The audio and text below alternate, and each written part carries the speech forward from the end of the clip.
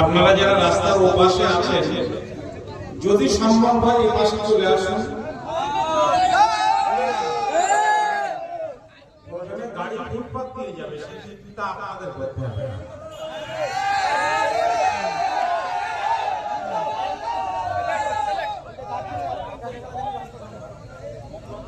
প্রিয় সংগ্রামী বন্ধুরা,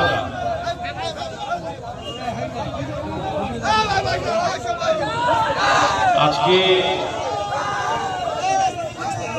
সাধারণ মানুষ চূড়ান্ত হয়রানির শিকার হয়ে বিডিও অফিসের সামনে আসতে বাধ্য হয়েছে। এখানে যত মানুষ, তার থেকে কয়েক গুণ বেশি মানুষ বসিরহাট এবং বারাসাতের আদালতে গেলে আপনারা দেখতে পাবেন। কেন না সাধারণ মানুষকে বাধ্য করানো হচ্ছে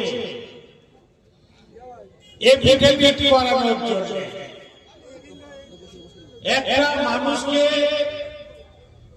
বারবার প্রমাণ করতে হচ্ছে যে আমি মৃত নই, আমি জীবিত। নির্বাচন কমিশনার যে তারা জীবিত মানুষকে ভোটার তালিকায় মৃত হিসাবে চিহ্নিত করছে, এরপরেও তাদের ভুলটা তারা বুঝতে না দিয়ে, তাদের ভুলটা তারা স্বীকার না করে অসহায় দরিদ্র মানুষকে বারবার তারা হয়রানি করছে। তোমার নামের ভুল তুমি প্রমাণ করো যে তুমি একই মানুষ।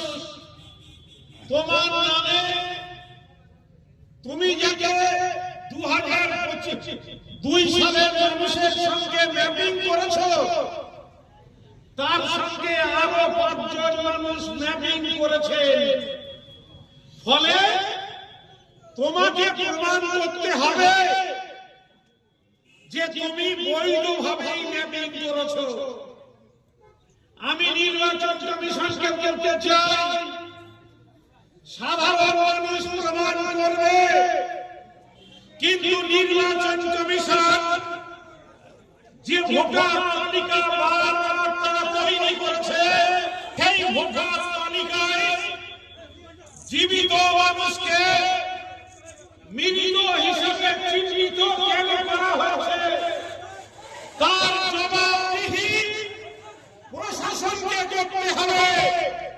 তার জবাবদিহি কমিশনকে করতে হবে। তার দায় নির্বাচন কমিশনকে স্বীকার করতে হবে।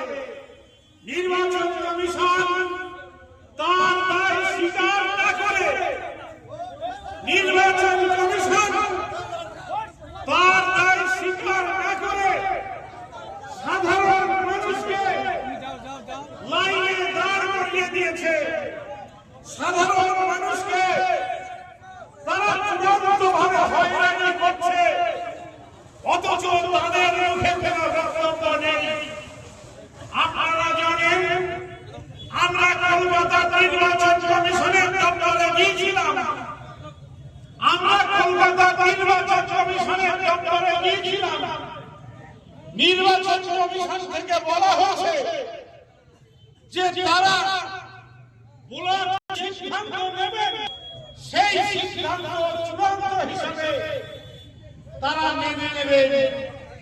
আজকে মিনাখার রেডিও অফিসকে আমরা পরিষ্কার ভাবে জানিয়ে দিতে চাই, খসড়া তালিকা প্রকাশিত হয়েছে।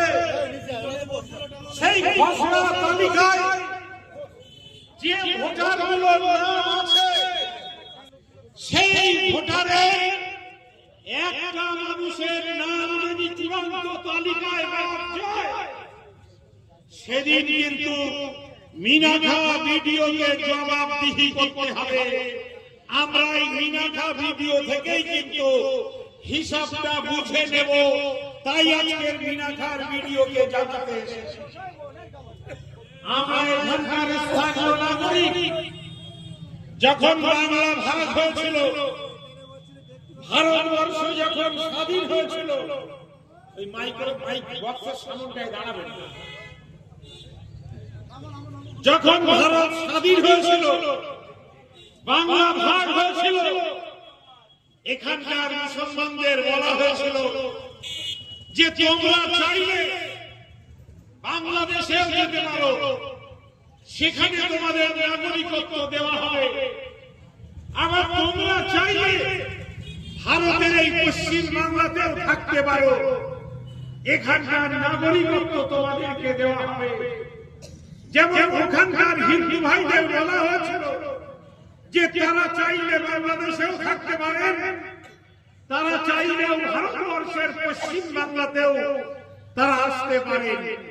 তাই পশ্চিম বাংলাতে তারা এসেছেন, তারা নাগরিকত্ব পেয়েছেন। যারা ওখানে চাকরি করতেন তারা এখানেও চাকরি পেয়েছেন। আমরা চাই বাংলা ভাগ হয়েছে, তারা এখানে নাগরিকত্ব পাক, তাদের ওখানকে হারিয়ে যাওয়ার চাকরি এখানে পেয়েছে, আমরা তাতে খুশি। কিন্তু আমরা এই বাংলায় যে মুসলমানগুলো আছি, আমরা এই ভারতকে নিজেদের দেশ মনে করেছিলাম। তাই আমাদের কাছে অপশন থাকার পরেও আমরা কিন্তু বাংলাদেশে চলে যাইনি। আমরা এই ভারতবর্ষের ভূমিপুত্র। আমাদের পূর্বপুরুষরা এখানকার কবরস্থানে ঘুমিয়ে আছেন। আমাদের পূর্বপুরুষরা তারা এখানেই বেঁচে, এখানেই মানুষ হয়েছিলেন। আমরা এখানকার ধুলিকণা মেখে মানুষ হয়েছি, এখানে স্কুলে লেখাপড়া শিখেছি। আজকের বলা হচ্ছে যে তোমরা যে এখানকার নাগরিক, সেটা তোমাদের প্রমাণপত্র দিতে হবে।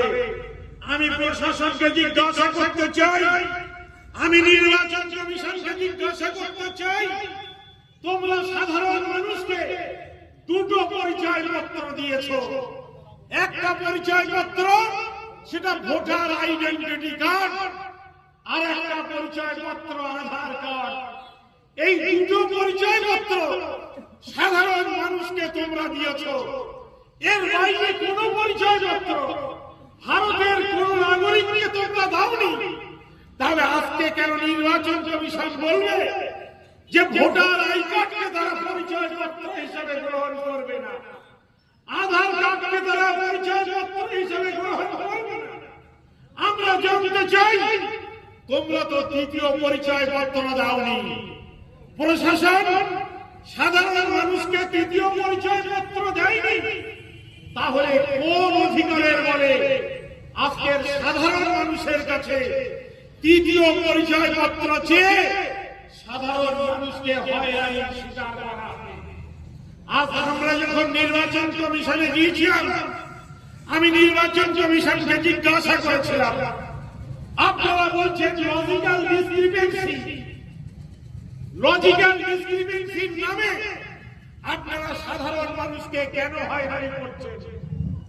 আরো 12টা রাজ্যে এবং কেন্দ্র শাসিত অঞ্চলে সেখানেও ভোটার তালিকায় এসআইআর হচ্ছে, কিন্তু অন্যান্য রাজ্যে সাধারণ মানুষকে এভাবে হয়রানি করা হচ্ছে না।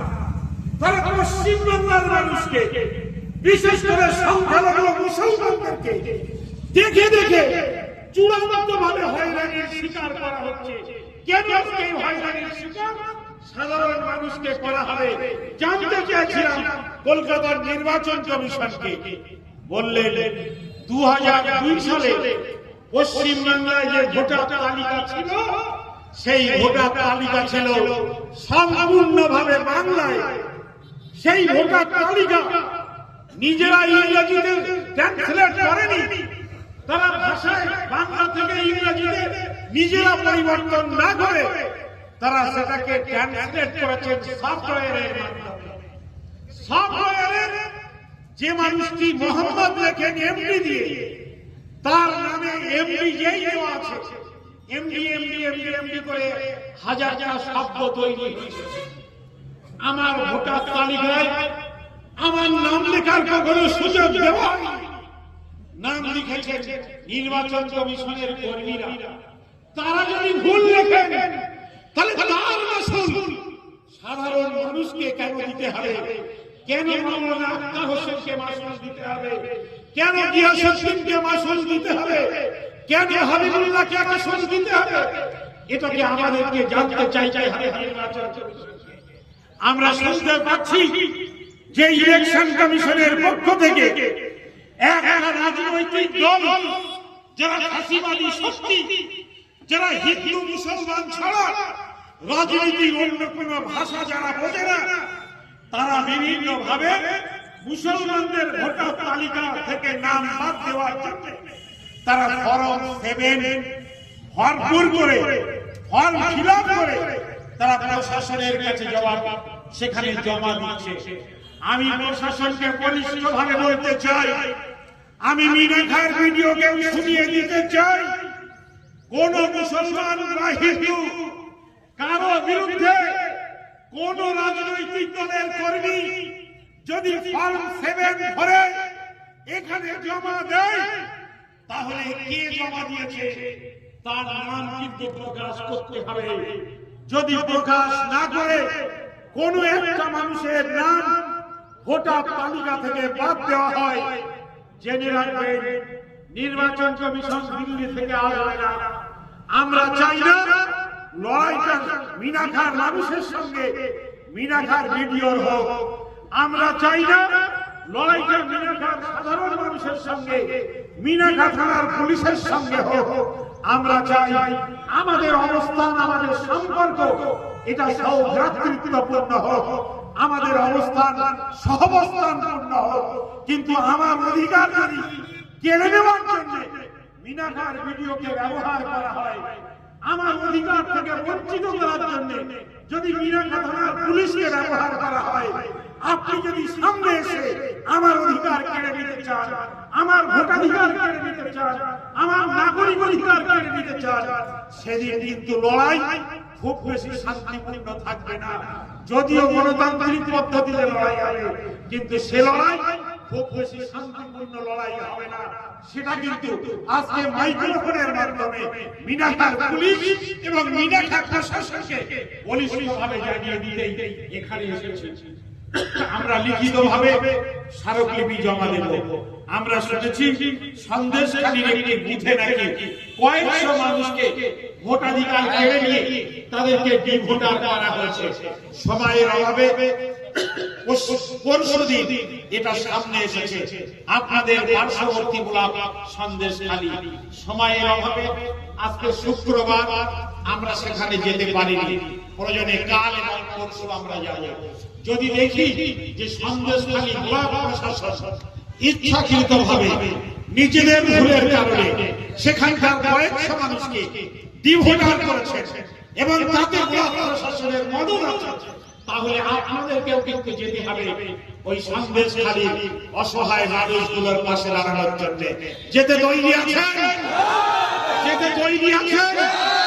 বাংলার মানুষ হিন্দু হোক বা মুসলমান হোক, যেখানেই সমস্যা হবে, যেখানেই প্রশাসন ইচ্ছাকৃতভাবে মানুষের ভোটাধিকার কাটতে চাইবে, মানুষের নাগরিক অধিকার কাটতে চাইবে, ভোটার তালিকা থেকে মানুষের নাম বাদ দিতে চাইবে, আমরা কিন্তু সেখানে ঝাঁপিয়ে পড়বো।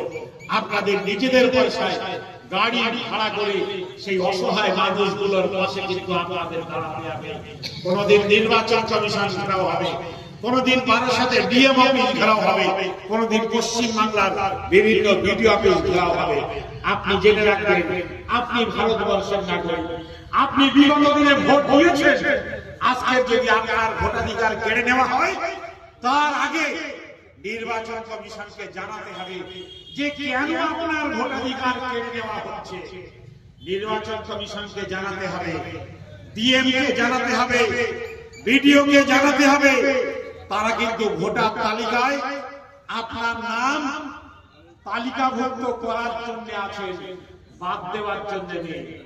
আপনি যদি না বোঝেন, আইনি সহায়তা দেওয়ার দায়িত্ব বিডিও, আইনি সাহায্য করার দায়িত্ব থানার ওসি, আইনি সাহায্য করার দায়িত্ব ডিএম, ডিস্ট্রিক্ট ম্যাজিস্ট্রেট, জেলা শাসকের। ফলে এই কাজ কিন্তু তাদেরকে করতে হবে। মানুষের নাম বাদ দেব, মানুষকে ভয় দেখাবো, মানুষকে থ্রেট দেব, তোমরা মানুষকে ফাঁদ দিতে পারো না। স্বাধীনতার পরে ৭৯ বছর অতিক্রান্ত হলো, এখনো ১০০% মানুষের অন্ন, বস্ত্র, বাসস্থানের ব্যবস্থা তোমরা করতে পারো না। তোমরা ভাত দেওয়ার স্বামী নাও, আর গোসাই, এটা কিন্তু সাধারণ মানুষ হতে দেবে না।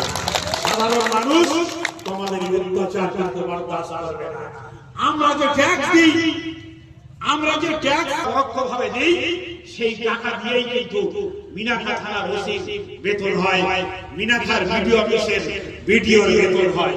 ফলে তোমরা আমাদের কাছে দায়বদ্ধ, আমরা কিন্তু তোমাদের কাছে দায়বদ্ধ নই। সেটা পরিষ্কার করে জানিয়ে দেওয়ার জন্য আজকের এখানে এসেছি। জেনে রাখবেন, সোজা আঙুলে যদি ঘি না ওঠে, সোজা আঙুলে যদি ঘি না ওঠে, মানুষ কিন্তু আঙুল বাঁকিয়ে বোতলের ভিতর থেকে ঘি তুলবে। সেদিন যদি চুলে টান পড়ে, সেদিন যদি চুলে টান পড়ে, আহা শব্দ কিন্তু উচ্চারণ করতে পারবেন না। আজকে শান্তিপূর্ণ ভাবে বলে যাচ্ছি, সব সময়কে আমাদেরকে আপনি চিমটি কাটবেন, আমাদের অধিকার কেড়ে নেবেন, আর আমরা আপনাদেরকে স্যার বলে সম্মান করব, এই জিনিস বেশি দিন চলতে দেব না ইনশাআল্লাহ। এই কথা বলে সবাইকে ধন্যবাদ জানাচ্ছি। আন্দোলন গণতান্ত্রিক পদ্ধতিতে এবং শান্তিপূর্ণ হবে। আমরা ভিডিওকে এটা জানাতে যাচ্ছি, লিখিত ভাবে আমরা আমাদের বক্তব্য জানাবো, আমাদের কিছু কথা আমরা জানাবো। তাই আমাদেরকে বলছি যে আপনারা কি একটু অপেক্ষা করতে পারবেন? আমরা যতক্ষণ না আসি আপনারা রাস্তাটা বন্ধ করবেন না, যেভাবে চলছে ওইভাবে চলুন। গাড়িও চলবে, মিটিংও হবে। আর যদি অসুবিধা হয় আপনারা বসবেন, আমাদেরকে জানাবেন টেলিফোনে, প্রয়োজনে আমরা বেরিয়ে আসবো। কিন্তু আপনারা একটু অপেক্ষা করবেন।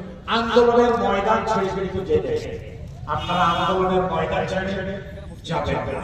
হকের জন্য আন্দোলন দেখেছেন, অনেকের গাড়ি সাজা, তারপরে কিন্তু আন্দোলনের ময়দানে এসেছেন।